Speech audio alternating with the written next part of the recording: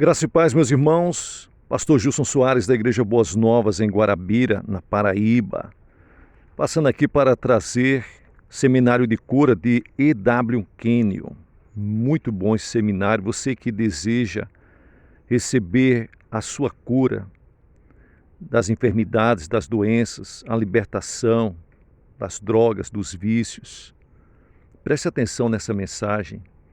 Você que deseja ser usado por Deus para curar outras pessoas, levar outras pessoas à libertação, ser um ganhador de almas, preste atenção nessas mensagens desse seminário.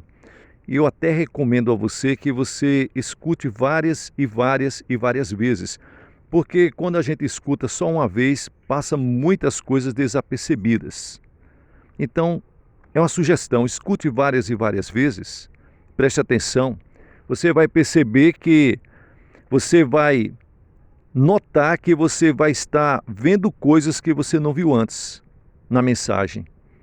E você que está passando pelo nosso canal agora, se inscreva no nosso canal, deixe o seu like, diga de onde você está nos acompanhando, deixe o seu testemunho. O milagre que Deus fez na sua vida é muito importante para impactar a vida de outras pessoas que estão passando o mesmo problema. Do jeito que Deus fez na sua vida, a pessoa vai dizer assim: Deus pode fazer na minha vida também. Abençoe esse canal com qualquer valor que Deus colocar no seu coração. Embaixo na descrição tem como você fazer isso através do número da conta e através da chave Pix. Geralmente aparece o nome das pessoas que contribuem. Nós pegamos o nome dessas pessoas, colocamos em um caderno chamado Caderno de Oração e nós oramos por você, pelos seus negócios e pela sua família. Essa é a nossa função. Levamos essas palavras porque o nosso desejo é que pessoas sejam inspiradas e as futuras gerações sejam tocadas e entendam do jeito que Deus fez no passado, Ele faz no presente e faz no futuro, porque Deus não mudou, Deus é o mesmo. A mensagem de hoje, ela tem como tema Sendo Restaurado em Cristo.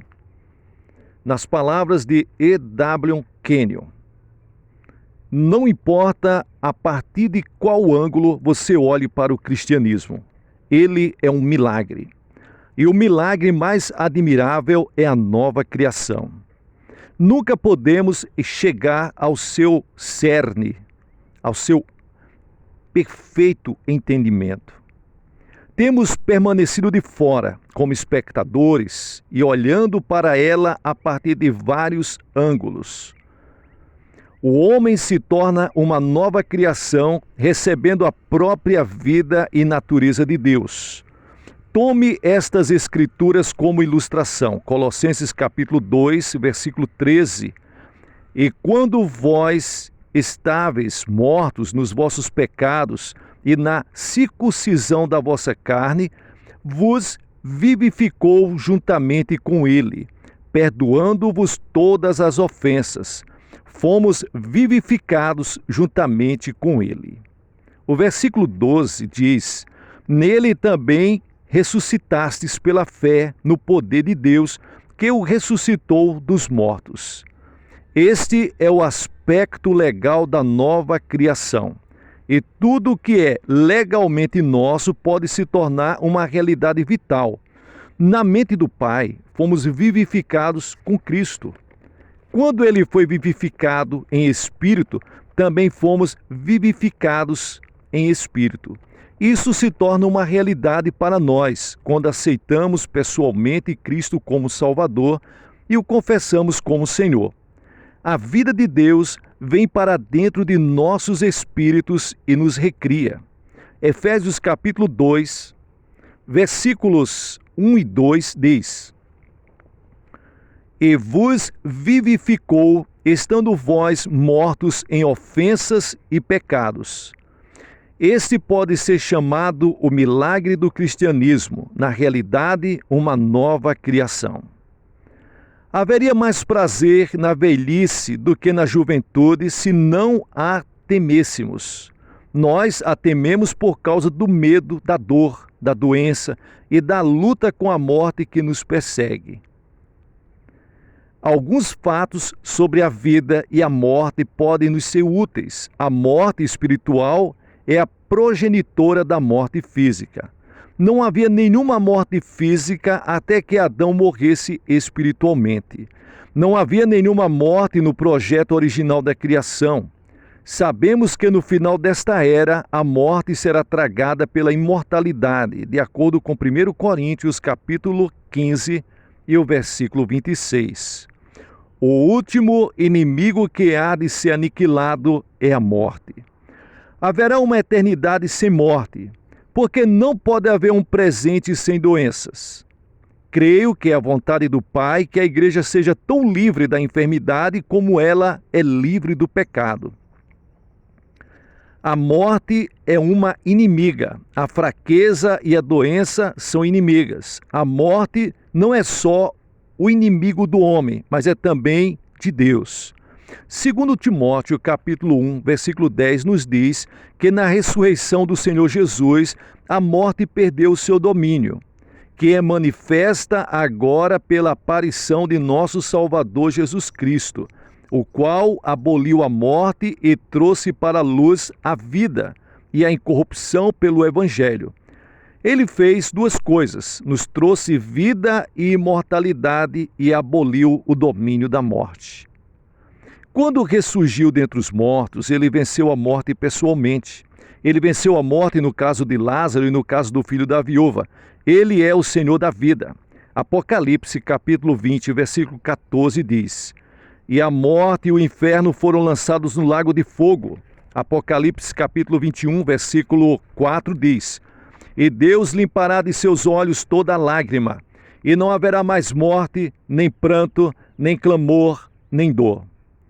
Será o fim da morte. Essa promessa da destruição final da morte tem embutida em si uma sugestão de que há no plano da redenção algo que nos assegura uma vida sem enfermidade, até que nossos corpos se desgastem e a mortalidade ganhe sem luta.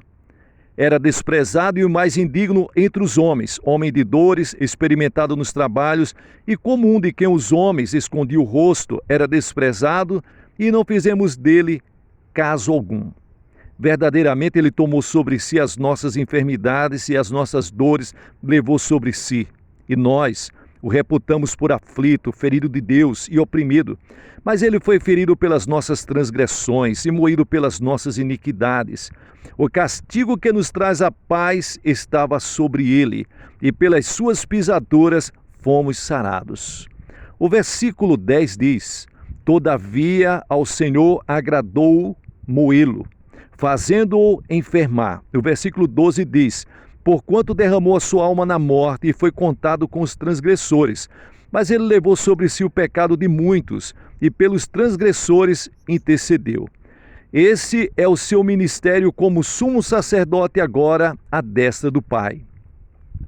Podemos ver neste programa completo encabeçado por estas palavras: por suas feridas fomos curados, que os problemas do pecado e da doença foram resolvidos. Tão certamente como Jesus foi o substituto do pecado, como está descrito em 2 Coríntios capítulo 2, versículo 21, igualmente nos tornamos a justiça de Deus nele. Sim, Jesus foi o substituto do pecado. O objetivo dele ter se tornado enfermo com as nossas doenças era para que pudéssemos ser perfeitamente curados com a sua vida. Não há escapatória do fato de que, tão certamente como ele lidou com o problema do pecado, ele lidou também com o problema da doença. Hebreus capítulo 9, versículo 26 diz: Mas agora, na consumação dos séculos, uma vez se manifestou, para aniquilar o pecado pelo sacrifício de si mesmo. Hebreus capítulo 10, versículo 12 está escrito: Mas este, havendo oferecido o único sacrifício pelos pecados, está assentado para sempre à destra de Deus. Ele aniquilou o pecado para que pudéssemos nascer de novo, tornando-nos novas criaturas, para que a natureza do pecado que havia nos prendido ao adversário fosse erradicada e a natureza de Deus tomasse o seu lugar. É a nova natureza que resolve o problema do pecado para nós, individualmente. O problema dos pecados está resolvido. As coisas que fizemos antes de aceitar Cristo estão apagadas como se nunca tivessem existido. Agora estamos na família.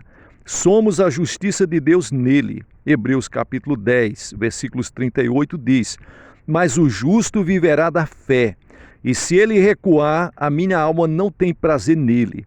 O homem da nova criação é chamado a justiça de Deus. Ele é a justiça de Deus. Sua posição com o Pai é exatamente como a posição de Jesus. Mas se ele pecar, tem um advogado com o Pai, Jesus Cristo, o justo. Ele perde o senso de justiça quando peca, mas Jesus, o justo, intercede por ele e restaura sua comunhão perdida e o senso de justiça. Preste atenção nessas palavras, comunhão e cura. Está escrito em 1 João capítulo 1, versículo 9. Se confessarmos os nossos pecados, ele é fiel e justo para nos perdoar os pecados e nos purificar de toda injustiça. Isto restaura a sua comunhão e o traz de volta para a plena comunhão com o Pai. Agora, justamente por isso, depois que ele é curado, porque por suas pisaduras fomos curados, na mente de Deus ele está exatamente tão curado da doença como está curado do pecado. Se depois que ele foi curado da doença, o adversário colocar sobre ele alguma doença, outra enfermidade, tudo o que ele precisará fazer é seguir o procedimento feito quando quebrou a comunhão espiritual com o Pai. A enfermidade é a quebra da comunhão com o Pai, fisicamente. Quando a pessoa consegue a restauração da comunhão e uma restauração de seu senso de justiça, por meio de confessar seus pecados e pela advocacia de Jesus Cristo, ela pode obter a sua cura física. A doença de espírito é a coisa que impede alguém de ser curado. As doenças do espírito são dúvidas, medos, consciências de pecado, senso de inferioridade, medo de ser indigno e senso de inaptidão para estar na presença de Deus. O sangue de Jesus Cristo, Filho de Deus, purifica de tudo isso no momento em que a pessoa reconhece o seu pecado. O perdão significa que tudo o que confessou fica completamente apagado, como se ela nunca tivesse cometido o ato, conforme 2 Coríntios capítulo 5, versículo 4 ao 5. Porque também nós, os que estamos nesse tabernáculo, gememos carregados, não porque queremos ser despidos, mas revestidos, para que o mortal seja absolvido pela vida. Ora, quem para isso mesmo nos preparou foi Deus, o qual nos deu também o penhor do Espírito. A palavra em grego para a vida aqui é zoe.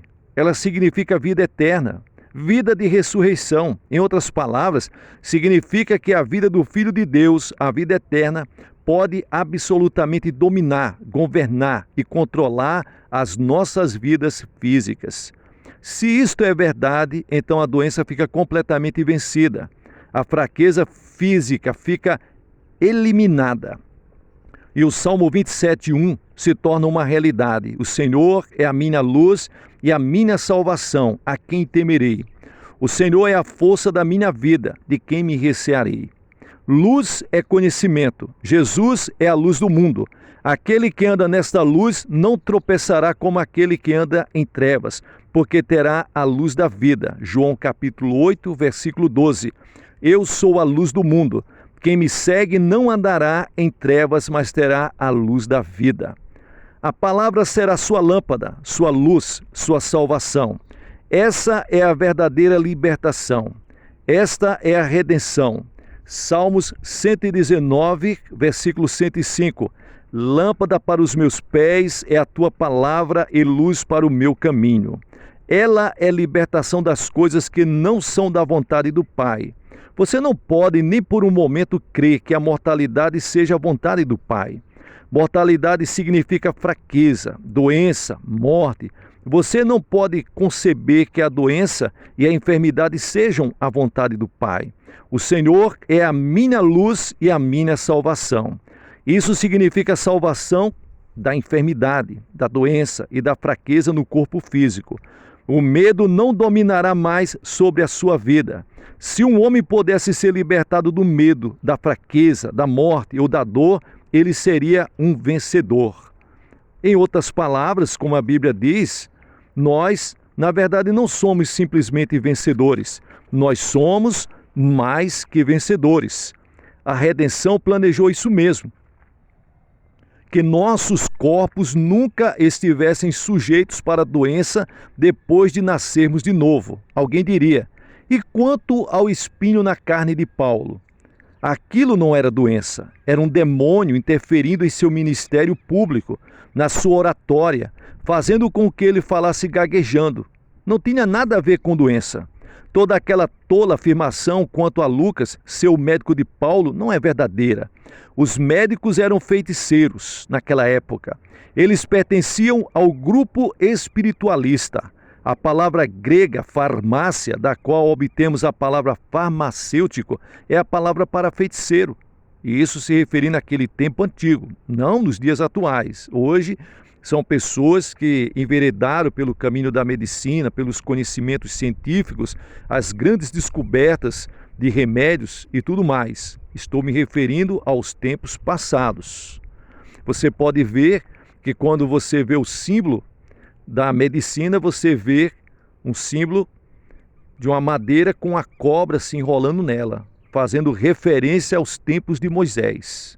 Em 2 Coríntios, capítulo 4, versículo 10, Paulo diz: levando sempre no corpo o morrer de Jesus, para que também sua vida se manifeste em nosso corpo, porque nós que vivemos somos sempre entregues para a morte por causa de Jesus. Por quê? Eles viviam em temor constante de serem apedrejados, de serem lançados aos leões ou de serem queimados vivos nas estacas, para que também a vida de Jesus se manifeste em nossa carne mortal. É uma declaração surpreendente. A vida de Deus reinando em nossos corpos físicos. Salmos 27, versículo 1. O Senhor é a força da minha vida, de quem me recearei? Esses corpos mortais, esses nossos corpos sujeitos para a mortalidade, agora têm a força de Deus, a vida de Deus. A vida de Jesus é comunicada aos nossos corpos físicos. Não se trata de cura, é a preservação de enfermidades, é a proteção, é a força, o poder e a habilidade de Deus em nossos corpos físicos. Não tente conseguir a sua cura.